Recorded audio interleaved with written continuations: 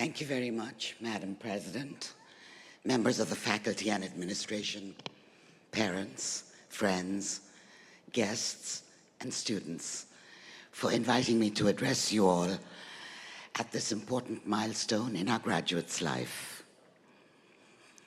A special shout out to our Golden Globe Foundation scholars, Marie, Colby, Christian, Isaac, Wendy, Lorelei, Mark, Andrea, and Sapphire.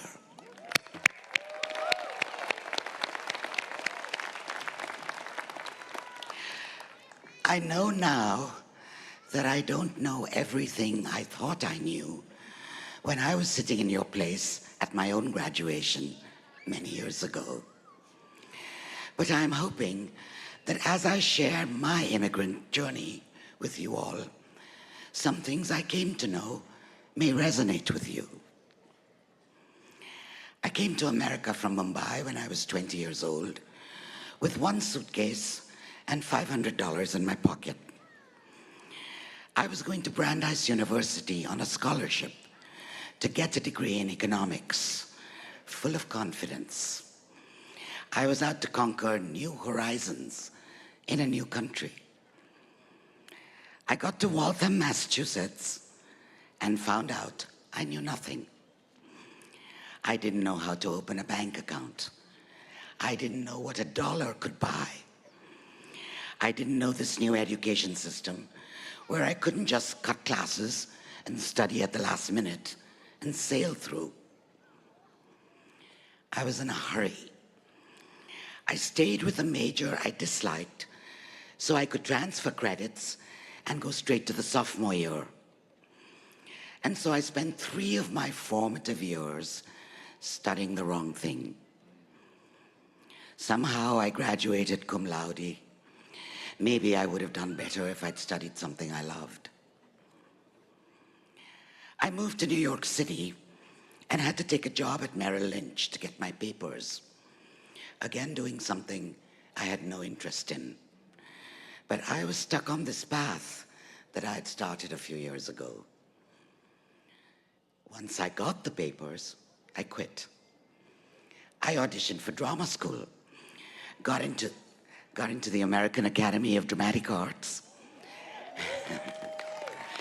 and started a new chapter.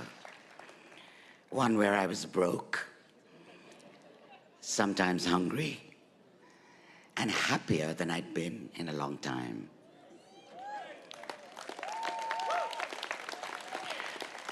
I was finally doing something I loved, but without telling my parents, who would have freaked out. I had to pay my own way by waitressing. I was a lousy waitress. I kept getting fired. It got to the point where I had to look for another job as soon as I found one. But as I said, I was happy. I made lifelong friends. I found a community. I loved living in New York. Lesson learned: do what you love. Figure out the price and be willing to pay it. Most of all, enjoy the journey, as it may not lead to the goal you first had in mind. I started my drama career after graduation.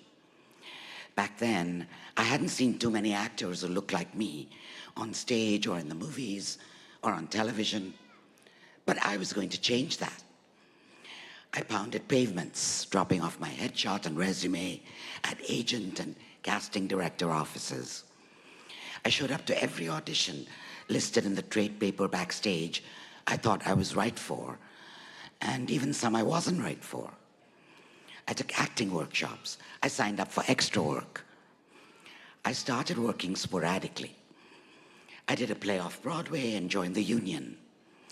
I got a commercial that paid well for a while. But the survival jobs had to continue. Then I moved to Los Angeles, thinking I had a better chance over here. Same story. Got a handful of jobs, joined another union, continued the survival jobs, driving a broken down car that I could barely brake. I couldn't envision living like this when I was 40. I decided to write about showbiz if I couldn't be in it as an actor. Lesson learned, change trajectory if your choices aren't working for you. How else will you enjoy the journey? I met a mentor who sponsored me into the Hollywood Foreign Press Association as a journalist. My membership turned out to be the most productive and life-changing turn of my career. I got to travel the world, interview the most interesting, creative people, serve on the board of the HFPA in every one of the officer positions, including president in the HFPA's 75th year. After all those years, let me share a couple more things I learned. Show up and hold your space. Show up on the hard days, because chances are you are walking through a door your grandmother couldn't. If you are in the room,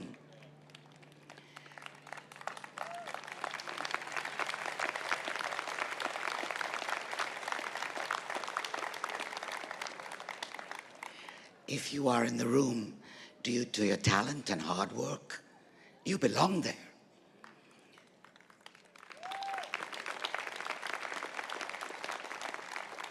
Speak up, stand up for yourself, make your standards and your boundaries known.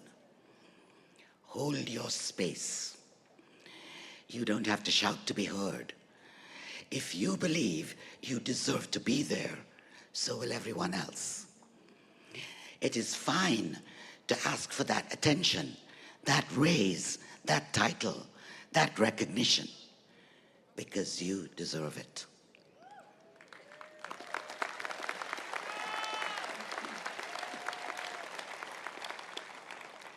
And lastly, and most importantly, be kind. Be kind to others. Be kind to your family and friends. Pay good breaks forward. Be kind to yourself.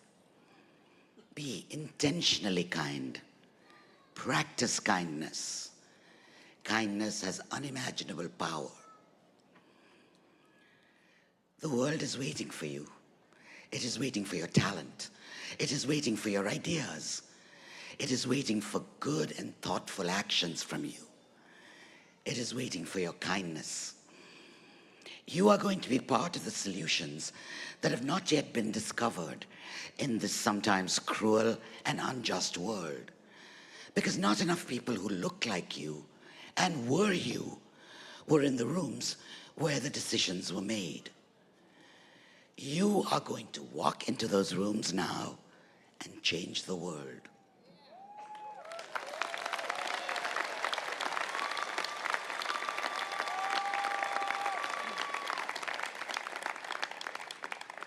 So, do what you love, show up, hold your space, be kind, and enjoy the journey. Congratulations, class of 26.